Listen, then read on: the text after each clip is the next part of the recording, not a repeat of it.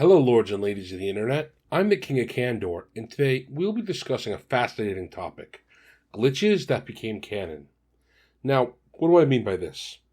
So, in many games, either due to unforeseen issues or lack of proper QA testing, glitches can happen.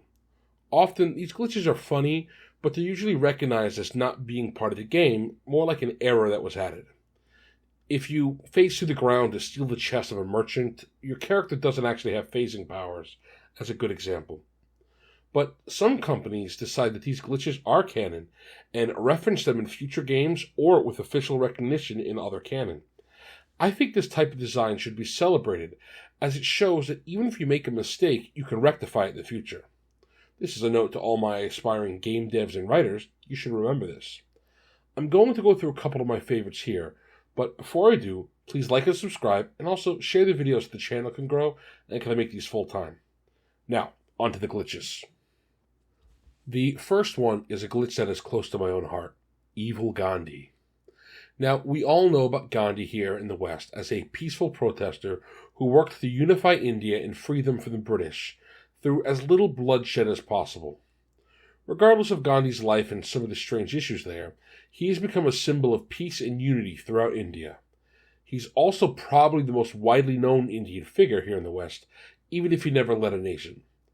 To honor this, Gandhi was added to the game Civilization. This game has players leading a nation with a single leader throughout history in competition with each other. Now, the first Civilization game, Gandhi was given the lowest aggression score of 1 on a chart that went from 1 to 10. This meant he would not start wars unless threatened, and was usually a good friend and ally to have. However, there was a funny glitch that would happen when he researched the technology democracy. The democracy technology lowers the aggression of the AI by -2. This makes Gandhi, at 1, go to -1, which the game couldn't calculate right, so it flipped it back to 255.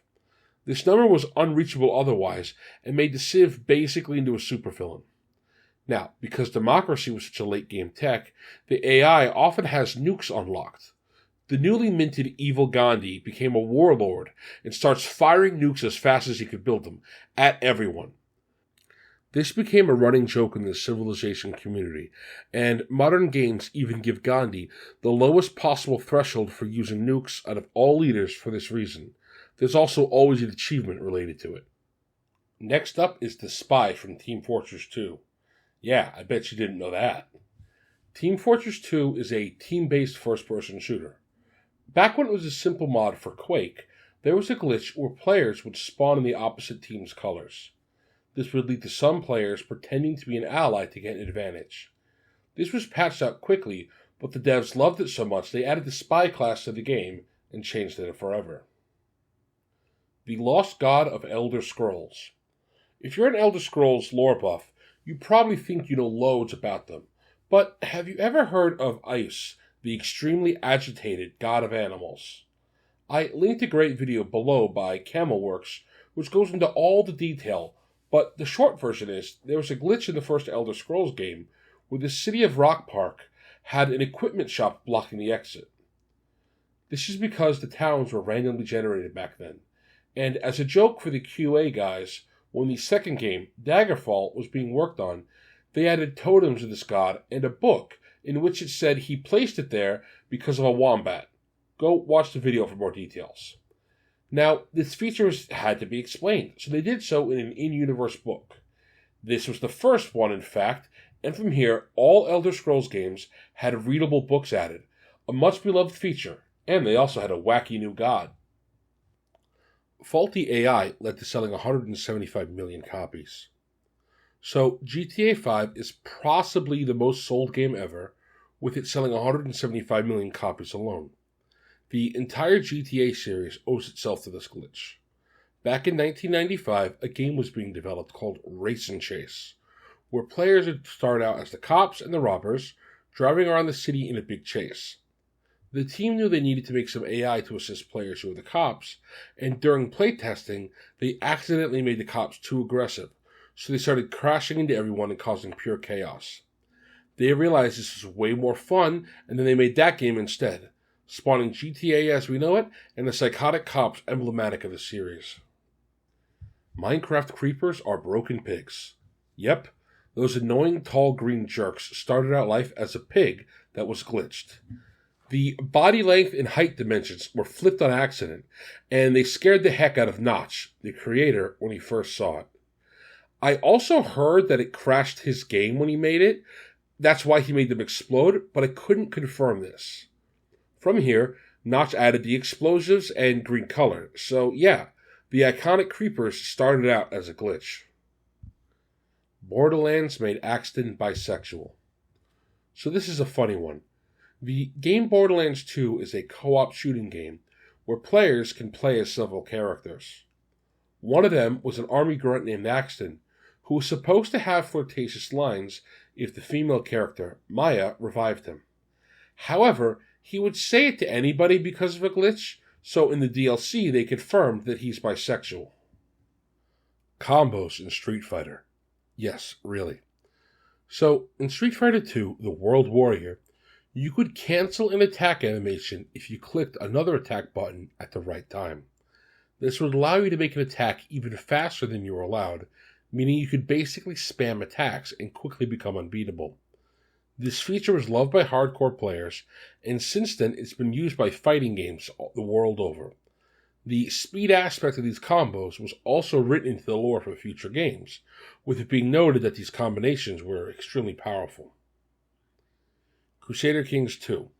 This is a medieval strategy game, and it has some very great ones. They used to have an event in one of their DLCs, where if your character was insane, you could get a horse as a council member. Normally this horse, named Glitterhoof, was infertile, but through a few glitches, you could make him have kids and actually play as horses. Paradox, the developers, loved it so much they added more animals, like bears and cats. They also allow you to play the game with only animals, and you can change all the characters of the map to animals with a few settings. The same game also had a funny glitch, where if two women were in a same-sex relationship, and one got pregnant, they'd ask if the baby was theirs. They removed this, but added it back in for extremely stupid characters. Now we go on to Dragon Age Inquisition. This is a choice-heavy fantasy RPG by BioWare, but this glitch is actually something an NPC does, not the player. The NPC in question is Krem. He's a mercenary who's supposed to be sitting on his chair here, but due to placement issues, he often stands on the back of it. The developers loved this, and in the Trespasser DLC, he tells you he has a crush on the bard Mirrodin, and he would stand on his chair to get a better view of her. Staying with BioWare, this glitch actually takes place across all three of the Mass Effect games. They're a choice-heavy space RPG by BioWare. In the first game, there's a character you could be named Conrad Verner who wants to become a Spectre. Basically think a space James Bond. You could either let him down nicely or threaten to kill him. The game's supposed to remember your choice, except it doesn't. It glitches, and no matter what you tell him, it records it as you threatened him. So when you meet him again in Mass Effect 2, he's very upset that you threatened to kill him. BioWare then had you meet Conrad again in Mass Effect 3, where he apologizes to you for saying you pulled a gun on him. He was under a lot of stress and he misremembered. Now, those are the 10 gaming glitches, but I have 2 more special ones for you. Real-life glitches, typos, or errors that became canon. The first is in Dungeons & Dragons, in the first edition of their Monster Manual. In that game, positive energy heals the living, and negative energy harms them, with this being reversed for undead. The typo is on the Mummy stat block, where it says the mummy is powered by positive energy. This wasn't noticed for long enough that it became a joke in the community, eventually even being referenced in Dragon magazine, and became a central point in the Van Richten's Guide to Mummies. This error was unfortunately fixed in 3rd edition, but I feel this is a mistake. Go back to letting them be powered by positive energy. It gives mummies a very cool and unique thing. The last glitch is one that affects the English language as a whole. The word dwarves. This is not the proper way to write it. The word for dwarf plural is dwarfs. So how did this get changed? Tolkien did it. He accidentally wrote his first manuscript with Dwarves, and when his publisher pointed out the issue, Tolkien told him they were wrong. They then sent him the page of the Oxford Dictionary for dwarf, to which he replied, "Yes, I know that book. I helped write it."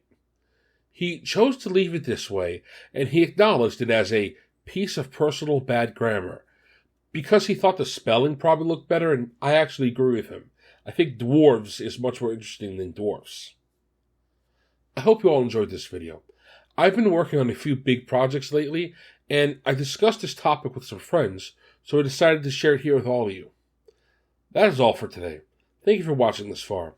If you enjoyed the content, I'd appreciate it if you liked and subscribed. I'm looking forward to your candor in the comments below, and have a great day.